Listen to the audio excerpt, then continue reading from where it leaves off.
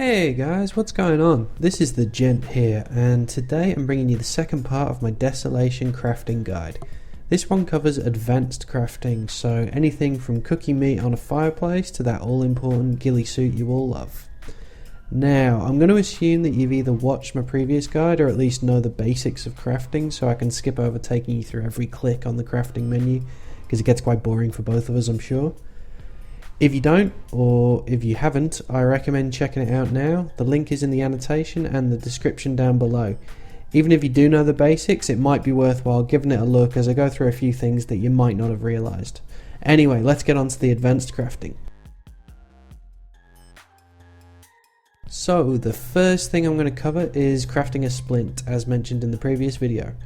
This is done for when you break your legs and you stop walking like you had an accident in your pants.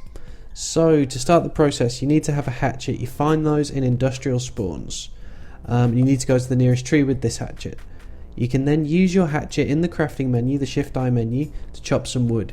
Make sure you have a reasonable amount of space for the wood pile you will collect. Then you need to combine this wood pile with 2 bandages. Now, all that is identical to making a fireplace kit, except for 2 things. 1, you only need 1 bandage with the wood pile to make a fireplace kit, and 2, if you don't want to waste a bandage, then you can use paper, which is essentially junk loot across the whole map in residential spawns. Just a word to the wise though, it is really heavy for what it is. Paper takes up quite a bit of your backpack, so just bear that in mind. Now, to light the bugger, you need matches. So the order is craft from wood and paper, or wood and a bandage. Put it on the floor by using it in the Shift I inventory. Then, while standing over it, you need to use your matches in the Shift I inventory again. Sometimes you won't get the option to use the matches, so you have to wiggle around a bit and do a little dance, do the fire dance, until you get the option to do so. At the moment, heat doesn't appear to be a factor in the game, but I have no doubt it will be, so it's good information to retain, basically. Also, it is a means for you to boil your water to purify it and to cook raw meat. Both of which, if they're consumed before they're cooked or boiled, is likely to give you an infection, as discussed in the previous guide.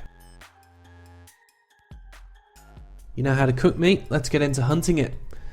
I've seen 3 animals spawn in Desolation: hogs, chickens and rabbits. I'm under the impression that maybe goats and sheep spawn too, but they appear to be very rare. I've never seen one. You're also quite unlikely to come across hogs and chickens. I've actually only ever seen one of each of those anyway, and they were both on... Oh no, wait, hang on. The chickens were on Taviana and the hog was on Chernerus, so there you go. The animal you should be on the lookout for, though, are rabbits. Now, in Arma 3, rabbits are client-side, which essentially means the rabbits that you see on your screen won't be the rabbits that anyone else sees on their screen, and vice versa. Your best bet to finding them is to scan open fields and forests. They're not too hard to spot, but I wouldn't call them too common a spawn. To kill them, I'm sure you've worked it out by now, you need to shoot them. Running them over, or any other means you can think of, any other weird ways to try and kill a rabbit, won't work. It's only shooting that will kill them. Once they're shot, you'll need a knife. You go up to the carcass and use the knife in your Shift I inventory. This will give you a random number of meat and cloth. For rabbits, it seems to be capped at 3 pieces of either, and you simply put the meat and cloth into your inventory. Of course, to cook the meat, you need the campfire, which I told you just before how to make, and it's the same process as boiling water. You put them in your crafting menu. You put them in your crafting menu, and you will get the option to cook the meat when you're standing over the fire. The cloth is used to make that beautiful ghillie suit you saw in the thumbnail, and at the end of my first video. We'll cover that one at the end of this video. Now we get on to crafting tents. I didn't put this in the first video just because if you're having issues with just starting off with the game, I wouldn't recommend trying to make a camp. It's not something that should be a priority. You should get used to, using bandages and all that sort of stuff. But anyway, just a quick warning with tents just before I start. In the current builds, they appear to be very buggy, so don't put all your apples in one basket, so to speak. Think of it as a bonus if they work, basically. That's a great thing to say, eh?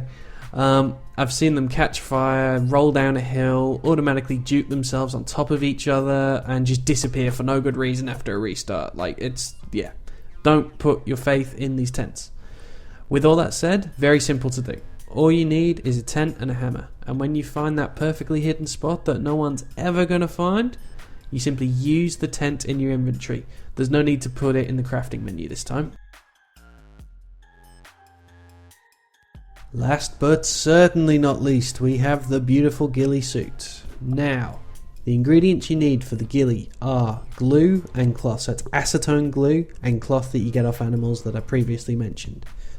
However, it's relatively easy to find a couple of these items. It's not too easy to find the exact number you need, making the ghillie, along with the Huey, in my humble opinion, an endgame item. So, you know how to get the cloth, and you get glue from industrial spawns. Various combinations of these items will craft you different Gillies. You have to start making the headless ghillie, then a ghillie with a head, and then you can finally craft that into the full ghillie.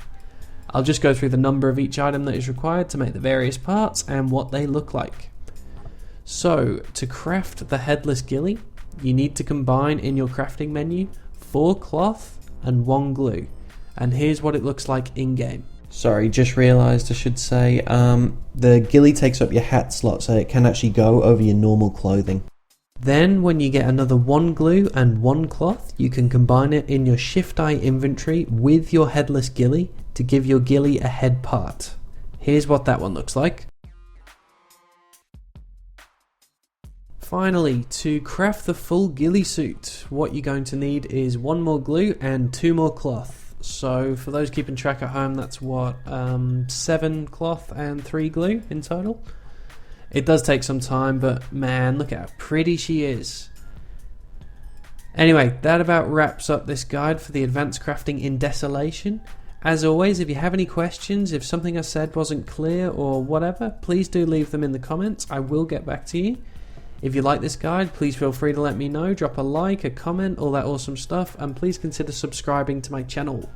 There's one more guide currently planned on fixing and maintaining vehicles, and I do have some plans in mind for some more kind of roleplay based videos in a sort of episodic, off-the-cuff roleplay sort of way, which should be really fun in Desolation, obviously. Anyway, cheers for watching. Have a good one, everybody.